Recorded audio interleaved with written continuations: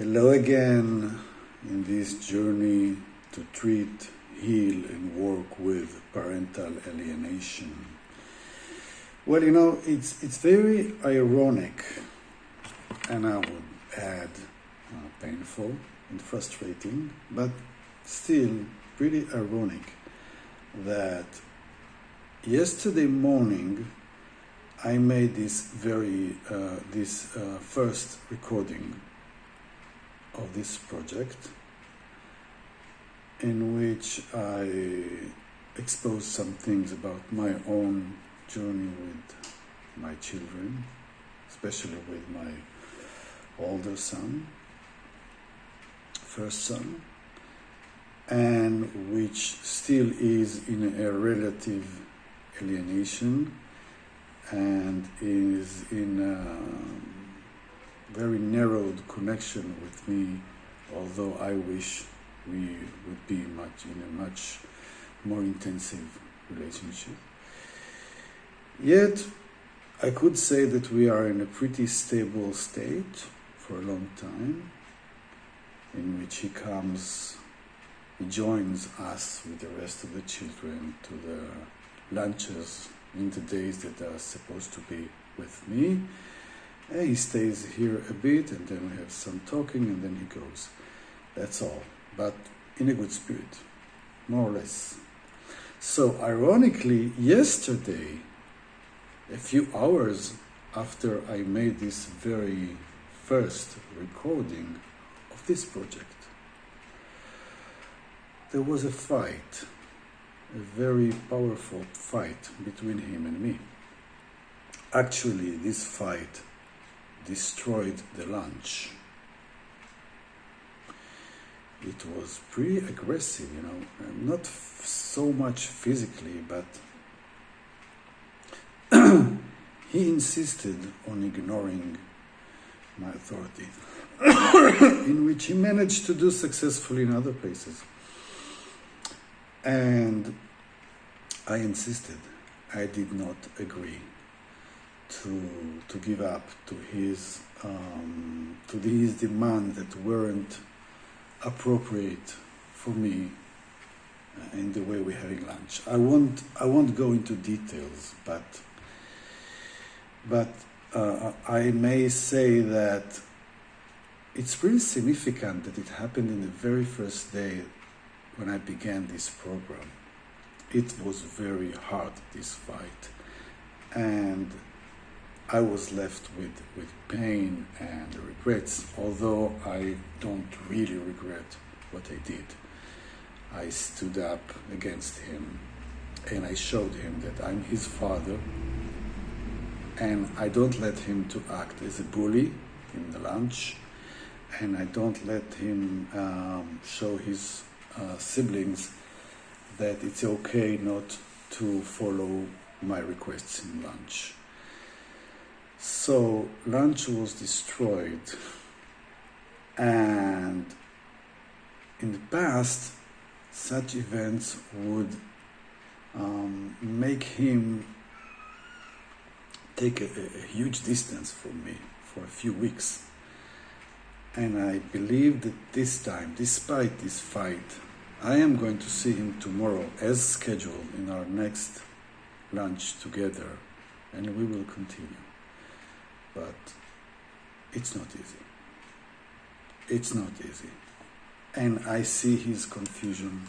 I see the price he pays for not having a father near him the way he needs me to be with him. I see how much he doesn't have boundaries and someone to guide him as I want to be for him. And I don't have much to do about this because he's still there, trapped in this relative alienation and keeping his role as his mother's close friend or ally or defender, even not as powerful as it used to be. So I'm doing my best, and a part of my own healing way is to create this program and to get to chapter 2 together with you. Chapter 2 surprise, says, you still are a very good parent. And I remind you that chapter 1 said, you may have been a really great parent, so that this alienation didn't happen because of some mistakes or incompetence of you as a parent. No, it's not. And there's no single report or theory that says that alienation, the alienated parent, was not a good parent, and this is the reason for this hard situation to happen. No. But it is very important to remind you and to remind me that we are still a very good parents. And we may need to do some very strange or even extreme things to cope with this alienation. I had to be very strong and firm and a little bit physical with him yesterday. It wasn't easy. It wasn't easy. I think it wouldn't have happened without this negative process that he goes through. And despite the fact that I may need to do some extreme things, I may need to fight, to have my children experience my fatherhood, I am still a good parent. You are still a good parent. And I don't think there is a definition of what being a good parent means, but I believe that a good parent is someone who takes parenthood seriously, who does his or her best to give love and boundaries and nurturance and as many means as possible for the children to grow, to flourish, to thrive. A parent is one that is able to contain his or her children's changes, emotional needs, and again, does his best, does her best, and is able to acknowledge his or her mistakes, to acknowledge his or her humanity, and if needed, to go to therapy, to read books, to go to seminars to improve, and again, to do our best. And we will never be perfect parents. They don't need us to be perfect parents. We need to be connected to our hearts and to say to ourselves, yes, I am the best parent I can be right now. And I appreciate my parenthood. I appreciate my efforts.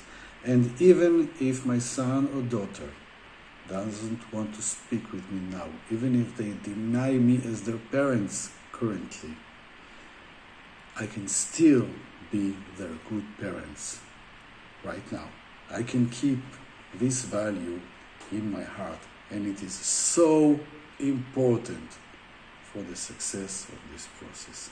It is so important. I could have lost my son totally. There were times that he didn't speak to me at all. He wasn't able to be near me. He wasn't able to look at my eyes. I felt that I lost him totally.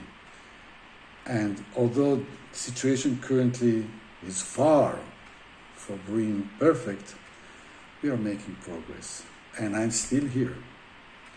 And I insist on appreciating my fatherhood, to try to improve, not to take for granted anything, but to remind me as I want to remind you, us parents, especially if we are alienated, we need these reminders of us being the best parents we can be. Without these reminders, these children that were taken from us one way or another through manipulations, they are not going to have us as the parents that they need, even though they are far away. They still need us. They still need us strong and patient and knowing that even though the situation is bad and we are being ignored and dismissed and devaluated, we are still good parents. Keep that in mind. Say it to yourself. Go to the mirror, look at your reflection, and remind yourself that you are still a good parent, and you're gonna still be a good parent in future.